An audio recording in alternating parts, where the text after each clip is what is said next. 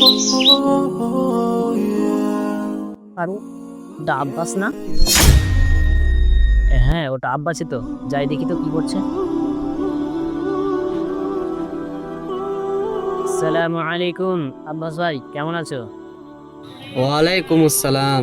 আলহামদুলিল্লাহ, আমি অনেক ভালো আছি। তুমি কেমন আছো? আলহামদুলিল্লাহ, আমিও ভালো আছি।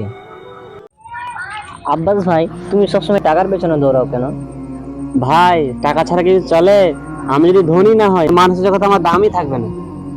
টাকার দরকার আছে ঠিকই, কিন্তু তুমি কি জানো আল্লাহ তাআলা সূরা আনকাবুতের 64 নম্বর আয়াতে বলেছেন, এই দুনিয়ার জীবন ক্ষণস্থায়ী, আমোদ প্রমোদ ছাড়া আর কিছুই নয়, কিন্তু আখিরাতের জীবন চিরস্থায়ী, আসল জীবন।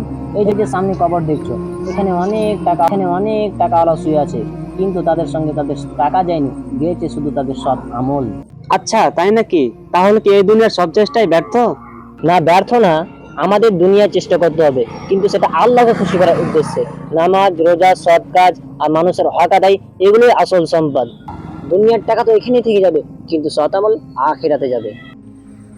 তাহলে তো আমি শুধু টাকার পিছনেই দৌড়াচ্ছি, নামাজ তো ঠিক মতো পড়ছি না। আল্লাহ কি আমাকে ক্ষমা করবে?